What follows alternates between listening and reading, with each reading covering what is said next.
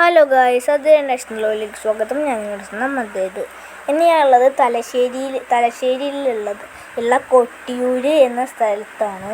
ഇതൊരു ക്ഷേത്രമാണ്. അക്കരെ ഇക്കരെ പറഞ്ഞ 2 ക്ഷേത്രമുണ്ട് ഇവിടെ.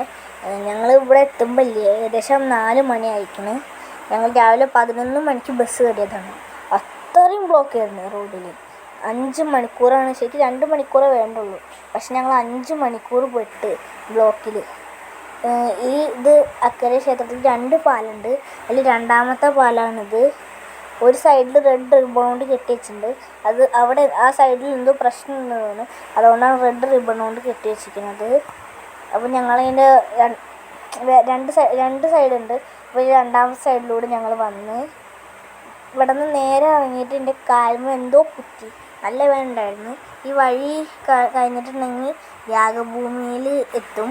ഇത് ചെരുപ്പ് ഇട്ടുകൊണ്ട് കാലും എന്തോ കുത്തിയതാണ്. അപ്പോൾ യാഗഭൂമിയിലെത്തി. ഇവിടെ കാലിൻ്റെ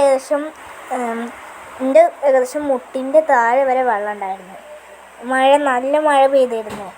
അതുകൊണ്ടാണ് റെയിൻകോട്ടും കുടയൊക്കെ പിടിച്ചിട്ട് ആൾക്കാർ നിൽക്കുന്നത്. അത്യാവശ്യം തിരക്കുണ്ടായിരുന്നു.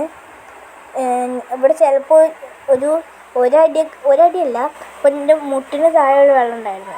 ഒരു കുഴി പോലത്തെ സംഭവത്തിൽ ചവിട്ടിയപ്പോൾ എൻ്റെ തൊടര അതുവരെയൊക്കെ വെള്ളമായി. അങ്ങനെ വെള്ളം പെട്ടെന്ന് ആവാൻ സാധ്യതയുണ്ട്. അപ്പോൾ കണ്ടാലും പേടിക്കേണ്ട ആവശ്യമൊന്നുമില്ല. അങ്ങനത്തെ ചെറിയ ചെറിയ കുഴികളാണ്.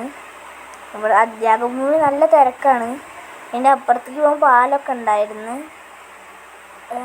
പിന്നെ ഞങ്ങൾ അക്കരെ ക്ഷേത്രത്തിൻ്റെ കാര്യം കുറേ കഴിഞ്ഞു. ഞങ്ങൾ ഇക്കരെ ക്ഷേത്രത്തിൽ ക്രോസ് ചെയ്ത് വന്നിട്ടുണ്ട്. ഇക്കരെ ക്ഷേത്രത്തിൽ നല്ല മഴ പെയ്യുന്നുണ്ട് ഗൈസ്.